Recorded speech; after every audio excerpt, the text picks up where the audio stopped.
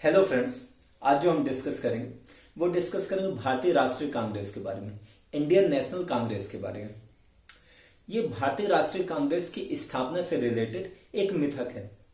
एक मिथ है सुरक्षा वाल्व का मिथ, सेफ्टी वाल्व का मिथ। अगर आपने पढ़ा होगा तो इस चीज को आप जानते होंगे कि ये एक मिथ है। तो इस मिथ के बारे में आज हम पूरा पूरा डिस्कशन करेंगे कि भाई आखिरकार ये जो भारतीय राष्ट्रीय कांग्रेस की स्थापना के पीछे क्या मिथ है और ये सेफ्टी वाल्व का इशू क्या है और इसमें अलग अलग लोगों की क्या भूमिका है। वायसराय लॉर्ड डफरिन की क्या भूमिका है, लाला लाजपत राय की क्या भूमिका है, रजनी पाम दत्त की क्या भूमिका है, एओ ह्यूम की क्या भूमिका है और एमएस गोवलकर की क्या भूमिका है। तो ये सारी चीजों के बारे में हम डिस्कस करेंगे। तो स्टार्ट करते हैं डिस्कशन। अगर भारतीय राष्ट्रीय कांग्रेस की स्थापना के बारे में बात की जाए तो कांग्रेस की स्थापना हुई थी दिसंबर 1885 में। दिसंबर 1885 में भारतीय राष्ट्रीय कांग्रेस की स्थापना हुई थी। उस समय के 72 राजनीतिक कार्यकर्ता, यानी उस समय के 72 राजनीतिक कार्यकर्ता थे, उन सब ने मिलकर के इस संस्था की नींव डाली थी, यानी भारतीय राष्ट्रीय कांग्रेस की नींव डाली थी। ये अखिल भारतीय स्तर पर, यानी अखिल भारतीय स्तर पर यह भारतीय राष्ट्रवाद की पहली सुनियोजित अभिव्यक्ति थी। अखिल भारतीय स्तर यानी इट मीन्स जो ऑल इंडिया को समेट के रखता हो, यानी पूरी की पूरी इंडिया की ये अभिव्यक्ति की एक सुनियोजित, यानी भारतीय राष्ट्रवाद की सुनियोजित अभिव्यक्ति थी। इंडियन नेशनलिज्म की एक अभिव्यक्ति थी। क्योंकि इससे पहले बहुत सारे संस्था तो बन रहे थे, बहुत सारी ऑर्गेनाइजेशन बन रही थी, लेकिन वो एक रीजन बेस्ड थी। जैसे इससे पहले बंग भंग प्रकाशक सभा बनी थी, बंबई एसोसिएशन बनी थी, बंबई प्रेसिडेंसी बनी थी, या कि फिर बॉम्बे प्रेसिडेंसी, या कि फिर मद्रास नेटिव एसोसिएशन, मद्रास महाजन सभा, इस पर इंडियन लीग, इंडियन एसोसिएशन। तो इस प्रकार की बहुत सारी ऑर्गेनाइजेशन बनी थी, लेकिन वो एक रीजन बेस्ड थी जो पूरे के पूरे इंडिया को कवर नहीं करती थी, पूरे इंडिया की अभिव्यक्ति को कवर नहीं करती थी। लेकिन ये पहली बार ऐसा था 1885 में जब एक ऐसी संस्था का गठन हुआ, एक ऐसी ऑर्गेनाइजेशन का गठन हुआ जो अखिल भारतीय स्तर पर भारतीय राष्ट्रवाद की सुनियोजित अभिव्यक्ति करती थी। इसकी स्थापना के पीछे एक अंग्रेज अधिकारी थे, एक अंग्रेज आईसीएस ऑफिसर थे, एओ ह्यूम। एओ ह्यूम ने इसकी स्थापना में महत्वपूर्ण भूमिका निभाई थी। ICS it means Indian civil service, जिसे फिर बाद में जब देश आजाद हो गया तो आईसीएस को बदल करके आईएएस कर दिया गया, इंडियन एडमिनिस्ट्रेटिव सर्विस।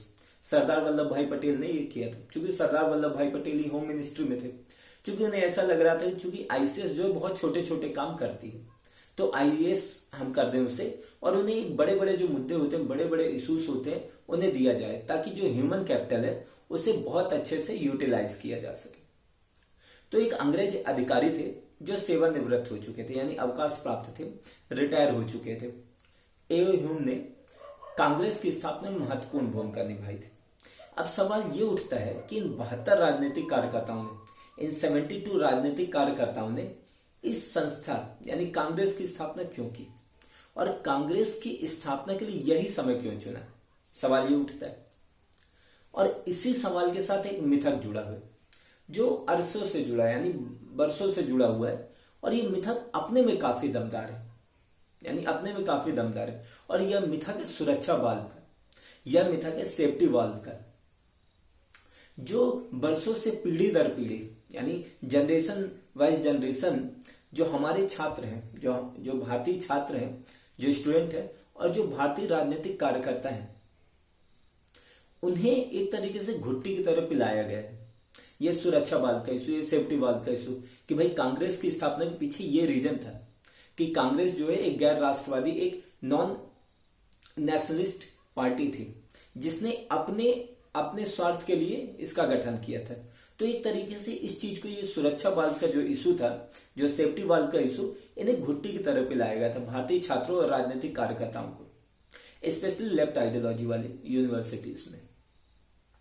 तो अब यह मिथक, अगर इतिहास को हम टटोलें, यानी इतिहास की अगर हम छानबीन करें, तो पता चलता है इस मिथक में उतना दम नहीं है जितना आमतौर पर इसके बारे में कहा गया, जितना आमतौर पर इसके बारे में बताया गया कि भाई ये मिथक इतना बड़ा है, यानी सुरक्षा बल का इशू इतना बड़ा है, ये उतना बड़ा है नहीं।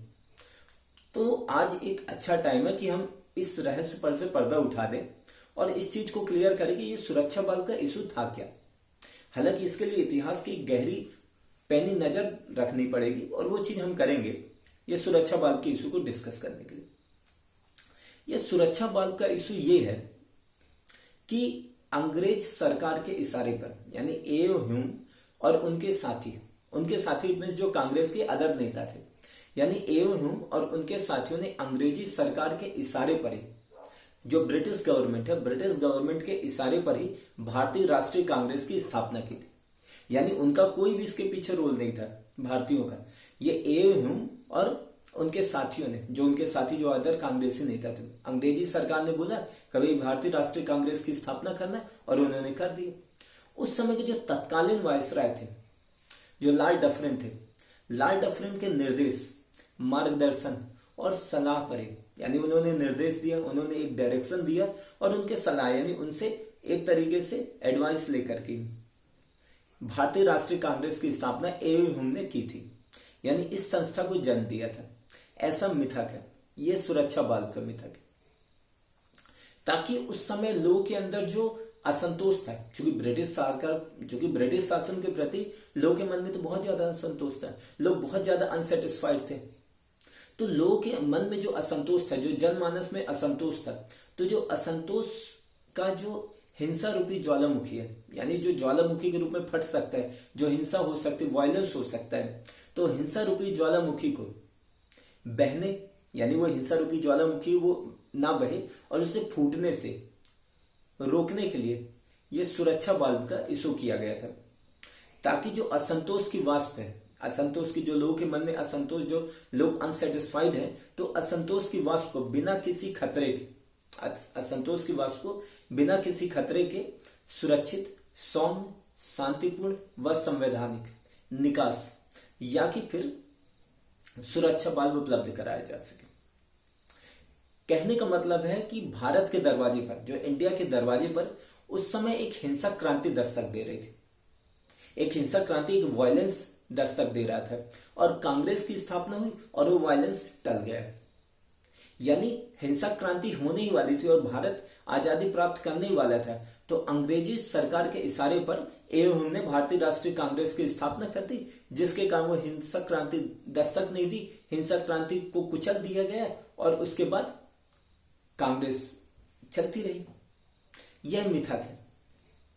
अधिकांश इतिहासकार जो है इस बात को स्वीकारते हैं, इस बात पर सहमत है। और ये मिथक जो है, ये सुरक्षा बल का मिथक है, इसके निष्कर्ष का इस्तेमाल कर रहे हैं। जैसे जो उदारवादी इतिहासकार है, जो लिबरल जो राइटर्स हैं, उनका कहना है कि ये जो सुरक्षा बल को वो सही ठहराते हैं, वो कांग्रेस की स्थापना को सही ठहराते हैं। उनका कहना है कि भैया कांग्रेस की स्थापना से क्या हुआ, जो बिना मतलब, यानी जो जरूरी नहीं था, जो हिंसा यानी जो वायलेंस जरूरी नहीं था, उसे टाल दिया गया। तो इसलिए वो कांग्रेस की स्थापना को सही ठहराते हैं उदारवादी लेखक। वहीं जो प्रगतिशील, जो प्रोग्रेसिव जो राइटर्स हैं, जो प्रगतिशील लेखक हैं, इतिहासकार हैं, वो कहते हैं, वो इस निष्कर्ष का, यानी ये सुरक्षा बल्ब जो सेफ्टी बल्ब की निष्कर्ष का इस्तेमाल यह साबित करने के लिए करते हैं कि भाई कांग्रेस जो है साम्राज्यवाद के प्रति अगर निष्ठावादी नहीं रही है, जो कांग्रेस है साम्राज्यवाद के प्रति अगर निष्ठावादी नहीं रही है, तो कम से कम कांग्रेस साम्राज्यवाद के प्रति समझौतावादी अवश्य रही है। यानी जो कांग्रेस अगर साम्राज्यवाद इट मीन्स ब्रिटिश साम्राज्य के प्रति निष्ठा अगर नहीं दिखाई तो ये चलो ये हम मान सकते हैं, लेकिन कांग्रेस साम्राज्यवाद के प्रति समझौतावादी अवश्य रही है, उसने समझौते बराबर से किए हैं। यह चीज कहना था जो उदारवादी जो इतिहासकार है उनका कहना था। वहीं जो घोर दक्षिणपंथी है, यानी घोर जो राइट आइडियोलॉजी वाले जो दक्षिणपंथी इतिहासकार है, उनका कहना है कि कांग्रेस जो थी जन्म से ही, कांग्रेस जो है जन्म से क्या गैर राष्ट्रवादी रही है। यानी जब से उसका जन्म हुआ है, जब से वो एक संस्था के रूप में स्थापित हुई है, तब से ही उसका जो था वो गैर राष्ट्रवादी रही, वो नॉन नेशनलिस्ट थी, ऐसा कहा जाता है। जो अधिकांश इतिहासकार हैं, जो भारतीय इतिहासकार हैं, इस बात को स्वीकारते हैं कि कांग्रेस की स्थापना जिस तरीके से हुई है, कांग्रेस की स्थापना जिस तरीके से हुई है और जो समय उसका हुआ है, उसने जिस समय में कांग्रेस की स्थापना हुई और जिस तरीके से हुई है, उसने कांग्रेस की बुनियादी चरित्र, जो कांग्रेस का जो बुनियादी चरित्र है, जो उसका बुनियादी कैरेक्टर है और जो भविष्य में उसकी कार्यप्रणाली है, जो भविष्य में जिस प्रकार से वो काम करेगी, उसे निर्णायक रूप से प्रभावित किया, उसे निर्णायक रूप से इफेक्ट डाला है उसके ऊपर, जिस प्रकार से कांग्रेस का जन्म हुआ है। यह है पूरा पूरा सुरक्षा बल का इशू।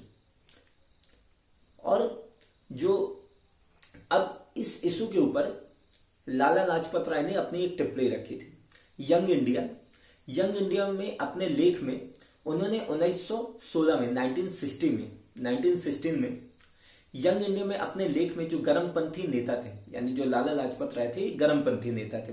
अब जब गर्मपंथी नेता थे तो ये उदारवादी जो नरमपंथी पक्ष के ऊपर प्रहार करेंगे, और नरमपंथी पक्ष पर प्रहार करने के लिए इन्होंने इस सुरक्षा वाल्व की इस परिकल्पना का इस्तेमाल किया, यानी सेफ्टी वाल्व की परिकल्पना का इस्तेमाल किया। और यंग इंडिया में अपने लेख में ये लिखते हैं कि कांग्रेस जो है लॉर्ड डफरिन के दिमाग की उपज है, जो लॉर्ड डफरिन है उनके दिमाग की उपज है, यानी उन्होंने ये कांग्रेस के बारे में सोचा है। कांग्रेस का उद्देश्य, जो कांग्रेस के कुछ ऑब्जेक्टिव्स है, तो कांग्रेस का उद्देश्य राजनीतिक आजादी हासिल करना नहीं है, यानी जो कांग्रेस का उद्देश्य है राजनीतिक आजादी हासिल करना नहीं, वरन ब्रिटिश साम्राज्य के ऊपर जो आसन्न खतरा है, यानी ब्रिटिश साम्राज्य के ऊपर कुछ खतरे थे, उसे दूर करना था।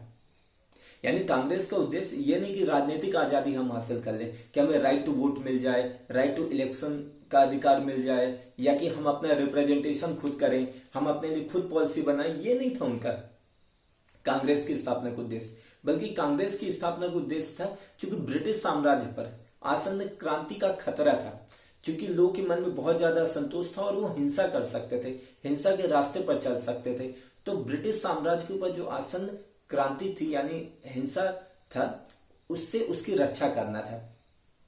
यह लाला लाजपत राय का कहना था। और उन्होंने कहा कि कांग्रेस के लिए ब्रिटिश साम्राज्य के हित पहले स्थान पर है, यानी जो ब्रिटिश साम्राज्य है अंग्रेजों के हित पहले स्थान पर है और भारत के हित दूसरे स्थान पर है। और कोई नहीं कह सकता कि कांग्रेस ने अपने इस उद्देश्य की पूर्ति के लिए, कांग्रेस ने अपने इस उद्देश्य के लिए ईमानदारी से काम नहीं किया। कांग्रेस ने पूरी ईमानदारी के साथ इस पे काम किया है। तो ये लाला लाजपत राय का सुरक्षा बल को लेकर के ये कहना था। वहीं रजनी पामदत्त, यानी 25 से 30 वर्ष बाद रजनी पामदत्त का, उन्होंने एक प्रामाणिक अध्ययन लिखा।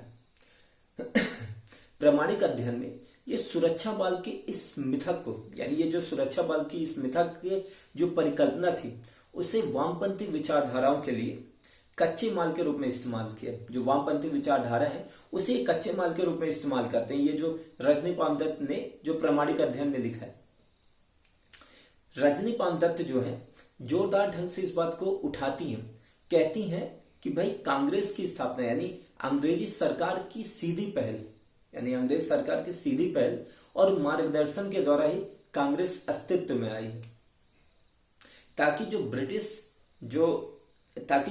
विरोधी लहर है और जो असंतोष है, जो लोगों के मन में असंतोष है, उससे ब्रिटिश साम्राज्य की रक्षा के लिए, यानी ब्रिटिश साम्राज्य की रक्षा भी करना है, तो ब्रिटिश साम्राज्य की रक्षा के लिए कांग्रेस को एक हथियार के तौर पर इस्तेमाल किया जाए, यानी कांग्रेस को वेपन के तौर पर इस्तेमाल किया जा सके। यह कहना था रजनी पामदत्त का। वो कहती हैं कि उस समय एक आसन्न क्रांति थी जिसे टाल दिया गया, यानी उस समय एक आसन्न क्रांति होने ही वाली थी जिसे टाल दिया गया। उनका कहना था कि समय रहती है तो अच्छी बात है, समय रहती है अच्छी बात है कि जो कांग्रेस थी, कांग्रेस एक राष्ट्रवादी संगठन के रूप में तब्दील हो गया, कांग्रेस एक नेशनलिस्ट ऑर्गेनाइजेशन के रूप में तब्दील हो गया। और इसके ऊपर से जो निष्ठावादी चरित्र था, कांग्रेस का जो निष्ठावादी चरित्र था, निष्ठावादी चरित्र के स्थान पर इसका राष्ट्रवादी चरित्र हावी होने लग गया। कांग्रेस का जो निष्ठावादी चरित्र था, निष्ठावादी चरित्र के स्थान पर राष्ट्रवादी चरित्र हावी होने लग गया। यह रजनी पामदत्त का कहना था। लेकिन जिस प्रकार से कांग्रेस का जन्म हुआ है, इसकी राजनीति पर, यानी कांग्रेस की राजनीति पर एक गहरा दाग छोड़ गया है, जो इसके संगठन के रूप में इसके दोहरे चरित्र को बताता है। कि इस प्रकार से संगठन के रूप में इसका दौरा चल रहा था कि एक तरफ ये साम्राज्यवाद के खिलाफ संघर्ष कर रहे थे, कि एक तरफ ये जो इम्पेरियलिज्म था, जो साम्राज्यवाद था, जो अंग्रेजी साम्राज्य था, उसके खिलाफ ये संघर्ष कर रही थी, तो दूसरी तरफ अंग्रेजी सरकार या कि साम्राज्यवाद का साथ दे रही थी। और यह चीज उसके पूरे इतिहास में नजर आता है। यानी आप जब से कांग्रेस का जन्म हुआ और जब तक कांग्रेस थी तब तक ये पूरे इतिहास में नजर आता है इनका, कांग्रेस की स्थापना का, कि इसने पहले तो जन आंदोलन की अगुवाई की, जन आंदोलन को यानी लोगों का आंदोलन किया, लोगों का नेतृत्व किया, उन्हें राष्ट्रीय आंदोलन के लिए एक तरीके से संगठित किया गया। लेकिन जब जनता क्रांति की ओर आगे बढ़ने लग गई कि अब हम अपने से आजादी हासिल कर लेंगे, तब इसने जनता को धोखा देकर ब्रिटिश साम्राज्य का साथ दिया। यह रजनीपाल दत्त का कहना था।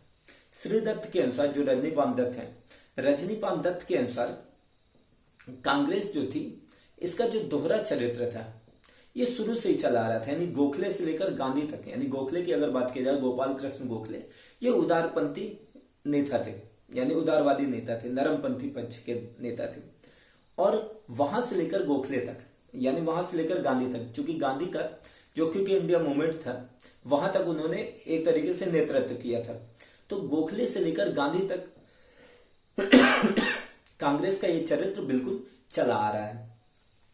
और कांग्रेस ने इसलिए इस तरह का किया ताकि जो आजादी है, ताकि इतनी तेजी से न चला जा सके कि जो अंग्रेजों को जो सुविधाएं प्राप्त है, अंग्रेजों को सुविधाएं खत्म हो जाए, या जो अंग्रेजी सरकार को जो सुविधाएं प्राप्त है वो अंग्रेजी सरकार को सुविधाएं खत्म हो जाए, और इसके साथ ही जो कांग्रेस को जो सुविधाएं प्राप्त है वो भी उनके हाथ से निकल जाए। इसीलिए वो इतनी तेजी से नहीं निकलना चाहते थे, बल्कि वो धीरे धीरे बढ़ रहे थे। और इसकी ये जो समझौता था, इसकी जो अंतिम पेशकशी हुई थी जब लॉर्ड माउंटबेटन के द्वारा पूरा का पूरा समझौता हो गया और कांग्रेस को ये देश सौंप कर चले गए। ये रजनीपाल दत्त का कहना था। इस हिसाब से उन्होंने सुरक्षा बल की परिकल्पना की थी। इसके अलावा एमएस गोवलकर, जो आरएसएस के सर संघ चालक थे, एमएस गोवलकर का कहना था, उन्होंने भी कांग्रेस की धर्मनिरपेक्षता के कारण, क्योंकि कांग्रेस एक सेकुलर पार्टी थी और जो आरएसएस थी वो एक हिंदू संगठन था, तो जो एमएस गोवलकर थे वो कांग्रेस की धर्मनिरपेक्षता के कारण, कांग्रेस की धर्मनिरपेक्षता के कारण और इसे गैर राष्ट्रवादी संगठन बताने के लिए, यानी इस सुरक्षा बल के इस मिथक का उन्होंने इस्तेमाल किया था अपने पैम्पलेट, जो उनका पैम्पलेट था वी में, यानी वी इट मीन्स हम में वो कहते हैं एमएस गोवलकर कि हिंदू राष्ट्रीय चेतना को, जो हिंदू राष्ट्रीय चेतना को उन लोगों ने तबाह कर दिया जो अपने आप को राष्ट्रवादी होने का दावा करते हैं। यानी उन्होंने हिंदू राष्ट्रीय चेतना को पूरी तरीके से खत्म कर दिया। और इन्होंने लोकतंत्र के सिद्धांतों, जो डेमोक्रेसी के जो सिद्धांत है, जो थ्योरी ऑफ डेमोक्रेसी है, और एक विकृत धारणा फैला दी है। लोकतंत्र के सिद्धांतों के द्वारा एक विकृत धारणा फैला दी गई है कि जो हमारे पुराने दुश्मन थे और जो हमलावर थे, जो हमारे पुराने दुश्मन और जो हमलावर थे, मुस्लिम कई मामलों में हमारे समान है। इसका नतीजा यह हुआ कि हमने हमारे दुश्मन को अपना दोस्त मान लिया, यानी मुस्लिमों को हमने अपना दोस्त मान लिया। एमएस गोवलकर ये कहते हैं। जो भारत के अंदर जो संघर्ष चल रहा है, भारत के अंदर जो कॉन्फ्लिक्ट चल रहा है, वो सिर्फ अंग्रेजों और भारतीयों के बीच नहीं है, बल्कि यह त्रिकोणीय संघर्ष है। त्रिकोणीय संघर्ष इट मीन्स कि एक तरफ हिंदू जो है अंग्रेजों से संघर्ष कर रहे हैं, हिंदू और अंग्रेजों के बीच संघर्ष है, तो वहीं दूसरी तरफ हिंदू और मुस्लिमों के बीच संघर्ष है। और चूंकि हिंदुओं को विराष्ट्रीयकरण के रास्ते पर ले जाने के लिए, कि हिंदुओं को विराष्ट्रीयकरण के रास्ते पर ले जाना है, तो हिंदुओं को विराष्ट्रीयकरण के रास्ते पर ले जाने के लिए ही ह्यूम, कॉटन और बेबल्डन ने के द्वारा जो 1885 में तय की गई नीतियां थी, वही जिम्मेदार है जिसके कारण भारतीय राष्ट्रीय कांग्रेस की स्थापना हुई। और उसने असंतोष रूपी जो वाष्प थे उसको सुरक्षित वाष्प उपलब्ध, सुरक्षा यानी एक सुरक्षा बल्ब उपलब्ध करा दिया। तो एमएस गोवलकर का यह कहना था। तो ये वीडियो में हम ये इतना हम कंप्लीट करते हैं। इसके बाद जो अगली वीडियो रहेगी उसमें ए और ह्यूम की क्या सुरक्षा वाल्व को लेकर के सेफ्टी वाल्व का आखिरकार इशू क्या था, वो उनकी जो गोपनीय रिपोर्ट थी उनके बारे में, 7 खंड की जो गोपनीय रिपोर्ट थी उसके बारे में डिस्कस करेंगे। तो ये जो वीडियो है यहाँ पे कंप्लीट होता है। So thank you very much for this discussion.